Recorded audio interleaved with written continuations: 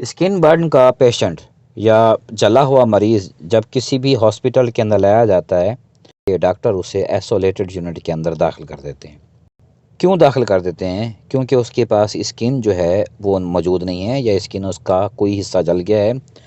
अब स्किन जो होती है वो कर रही होती है फर्स्ट लाइन ऑफ डिफेंस के तौर पर काम। इसका मतलब है उस बंदे के पास फर्स्ट लाइन ऑफ डिफेंस मौजूद नहीं है, तो लिहाजा जितने भी माहौल के अंदर जरासीम मौजूद होंगे वो सारे के सारे उसकी बॉडी के अंदर घुसने की कोशिश करेंगे और घुस भी जाएंगे। स्किन जो है वो फर्स्ट लाइन ऑफ इम्यूनिटी के तौर पर या फर्स्ट लाइन ऑफ डिफेंस के तौर पर काम करती है और इंसान को पैथोजेंस के अटैक से बचाती है। राइट। आज का हमारा टॉपिक है स्किन और उसका रोल इम्यून सिस्टम्स के अंदर क्या है। ओके जी, आगे चलने से पहले अगर आप लोगों ने मेरा चैनल अभी तक सब्सक्राइब नहीं किया तो मेरी गुजारिश है आप सब्सक्राइब कर दें, वीडियो को शेयर कर दें, बेल आइकॉन के बटन को प्रेस कर दें। इंशाल्लाह आपको इस चैनल के ऊपर बायोलॉजी से मुतालिक और केमिस्ट्री से मुतालिक म्यारी स्टैंडर्डाइज वीडियो मिलती रहेंगी।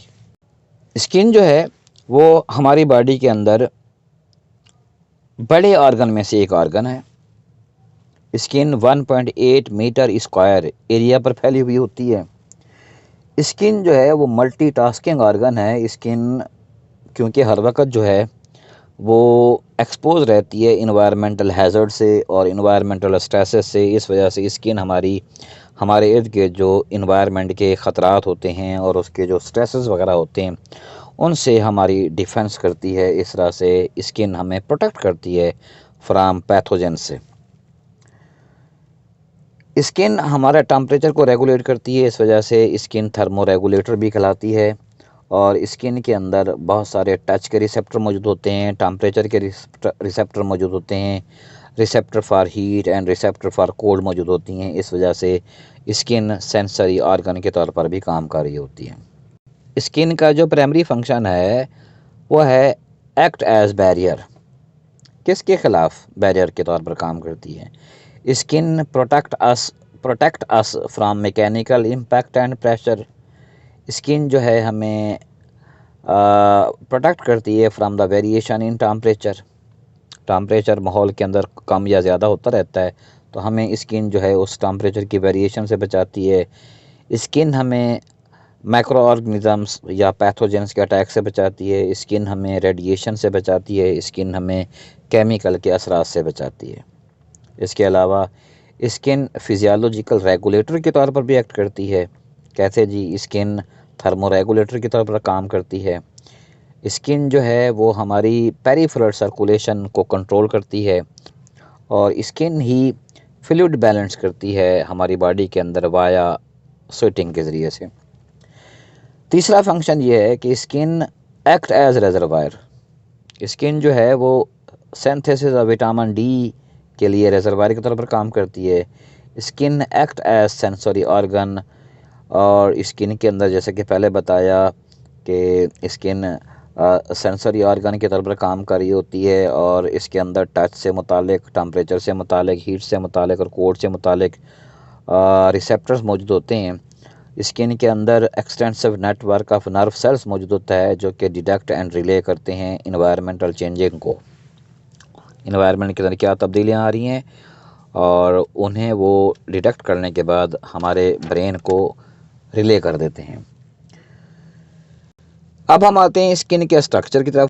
स्किन जो है उसके 3 हिस्से होते हैं। सबसे ऊपर वाला हिस्सा कहलाता है एपिडर्मिस, दरमियान वाला हिस्सा कहलाता है डर्मिस और सबसे नीचे वाला हिस्सा कहलाता है हाइपोडर्मिस। एपिडर्मिस जो है वो सबसे बाहर वाला हिस्सा है। Outer most layer of the skin is known as epidermis. Epidermis have no blood vessels, so epidermis depends upon dermis for 2 कामों के लिए डर्मिस के ऊपर डिपेंड करती है। एक, for the supply of nutrient and for disposal of waste. जो epidermis है that is made by closely packed dead cells with keratin cemented by keratin. तो इस तरह से क्या होता है, जो स्किन हमारी जो एपिडर्मल जो लेयर होती है स्किन की, दैट बिकम मैकेनिकली टफ। ठीक है, जब वो मैकेनिकली तौर पर टफ बन जाती है तो ये mechanically tough part of the skin resist करता है for degradation bye bacterial enzymes. तो हमारी स्किन डिग्रेड नहीं होती with action of bacterial enzymes. तो बैक्टीरिया जो है ना हमारी स्किन को ज़्यादा मुतासिर नहीं कर पाते, क्योंकि ये मैकेनिकली तौर पर टफ बन चुकी होती है due to the closely packed dead cells with cemented with the keratin. Okay, number 2, fatty acid जो होते हैं वो स्किन की सरफेस के ऊपर हमेशा सिक्रीट होते रहते हैं। फैटी एसिड जो होते हैं हमारी स्किन को ड्राई बनाते हैं, साल्टी बनाते हैं, एसिडिक इन्वायरमेंट प्रोवाइड कर देते हैं। तो इस ड्राई, साल्टी और एसिडिक इन्वायरमेंट की वजह से हमारी स्किन इनहिबिट करती है growth of some microbes on skin, और इस तरह से skin become highly resistant to break down by bacterial enzymes. और तीसरा फंक्शन ये है कि जो हमारे पास एपिडर्मिस होती है, जो डेड सेल्स होते हैं एपिडर्मिस के, दैट फ्रीक्वेंटली शेड ऑफ। और जैसे जैसे वो जो डेड सेल्स हमारी स्किन के जो ऊपर वाले होते हैं वो शेड ऑफ हो रहे होते हैं, तो उन डेड सेल्स के ऊपर जो जर्म्स बैठे होते हैं, पैथोजेंस बैठे होते हैं, वो भी उन सेल्स के साथ शेड ऑफ हो जाते हैं।